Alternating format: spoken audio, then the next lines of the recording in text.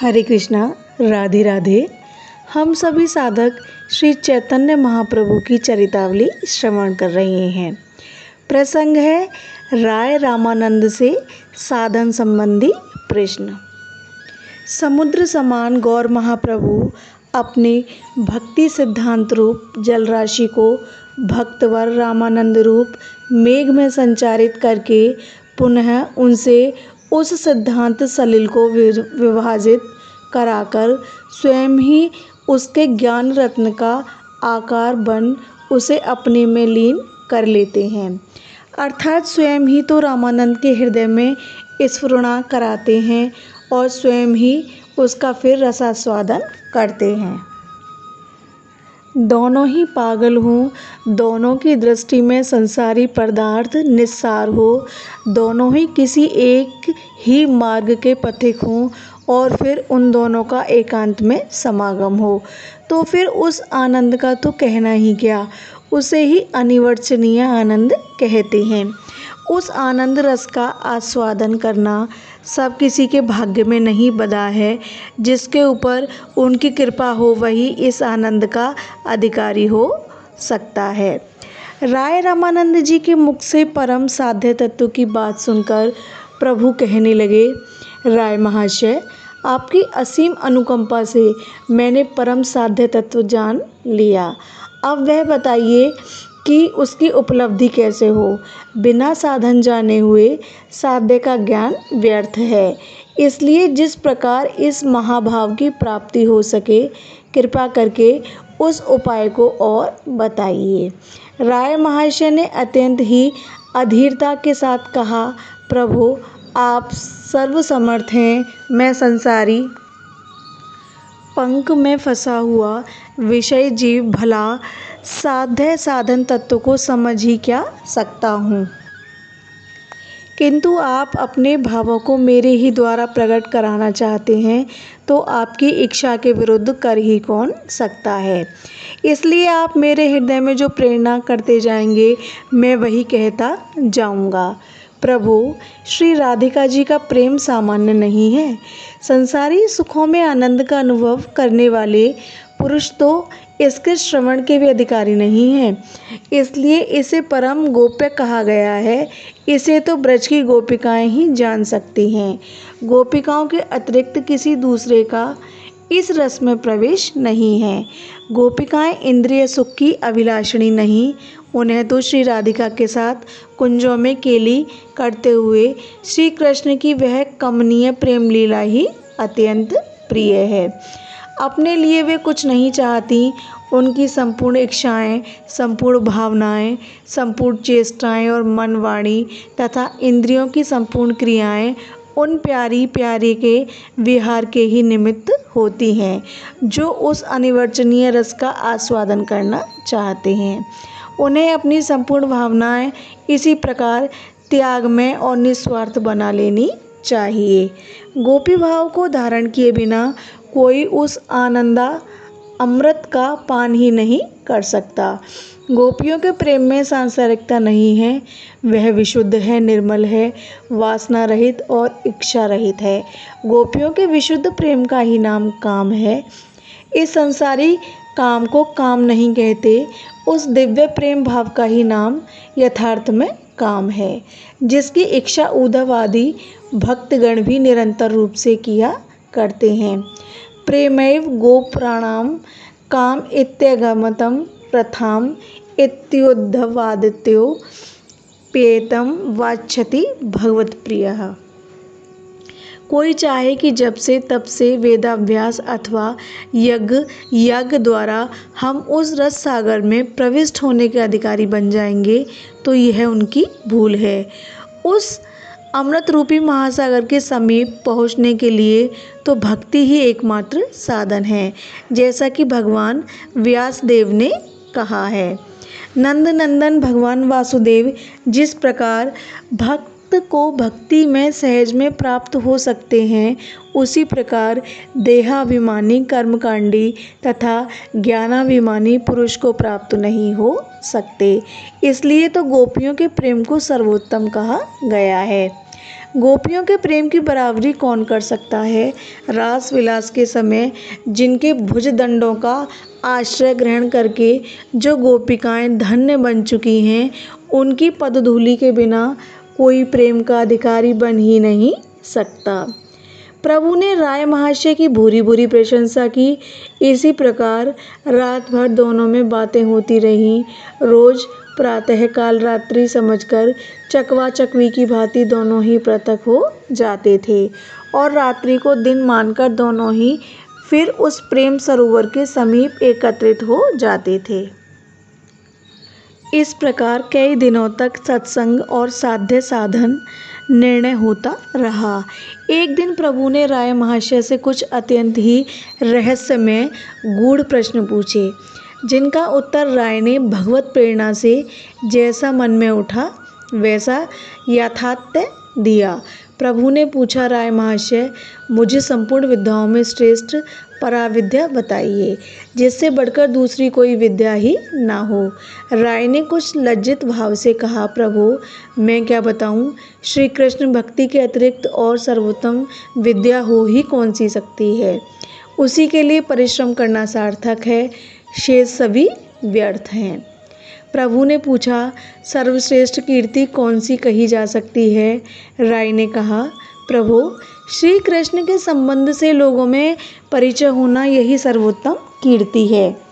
प्रभु ने पूछा, अच्छा ऐसी सर्वश्रेष्ठ संपत्ति कौन सी है जिसके सामने सभी संपत्तियां तुच्छ समझी जा सकें।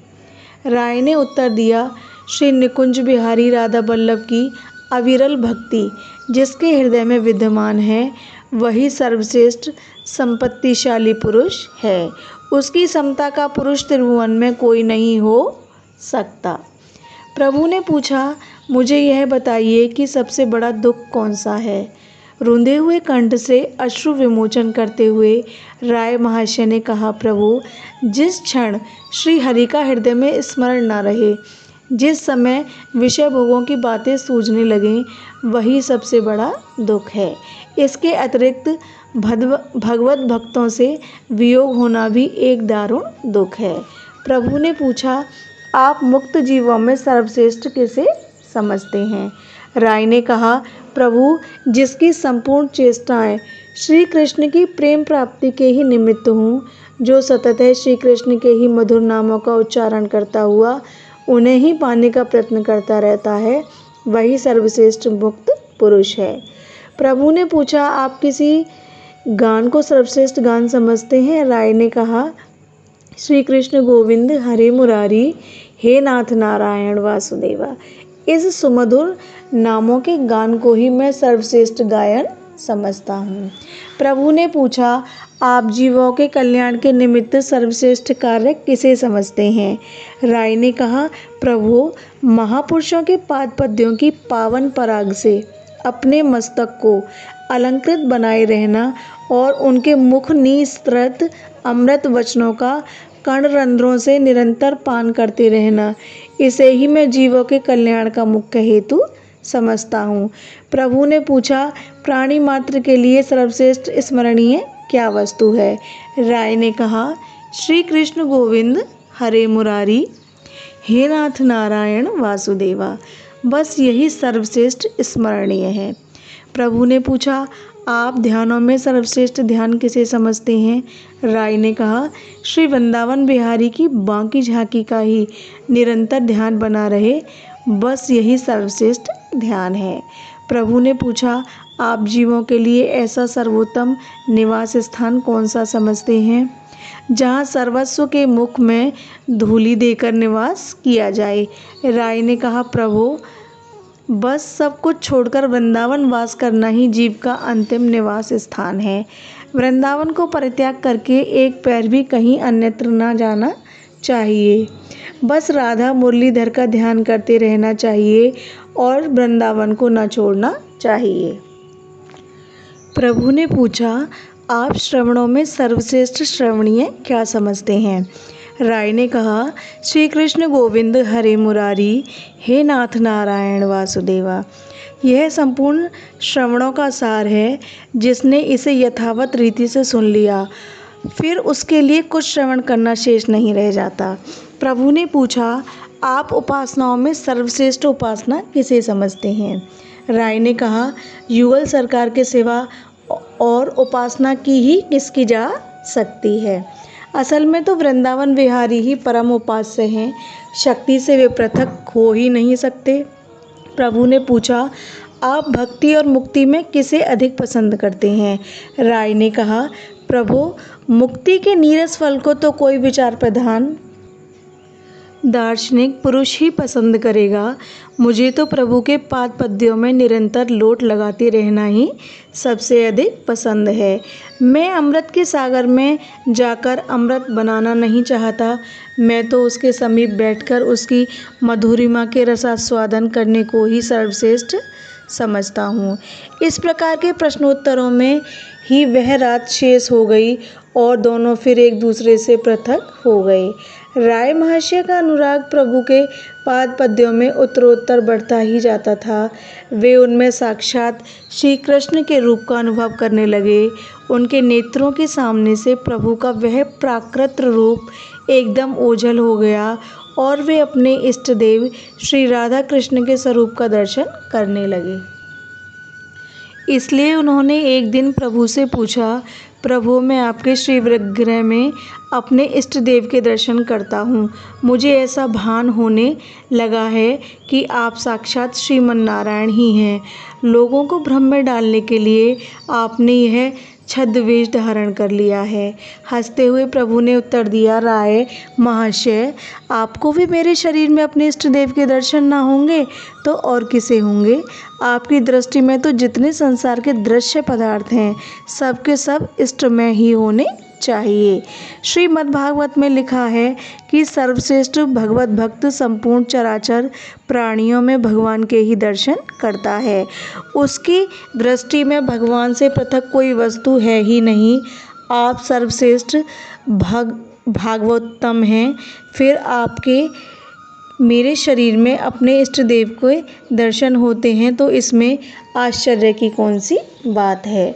प्रभु के ऐसे उत्तर को सुनकर राय कहने लगे, प्रभु, आप मेरी प्रवंचना न कीजिए, मुझे अपने यथार्थ रूप के दर्शन दीजिए।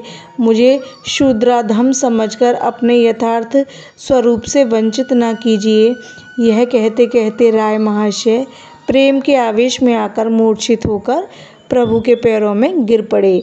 उसी समय उन्हें प्रभु के शरीर में श्री राधा और श्री कृष्ण के सम्मिलित दर्शन हुए।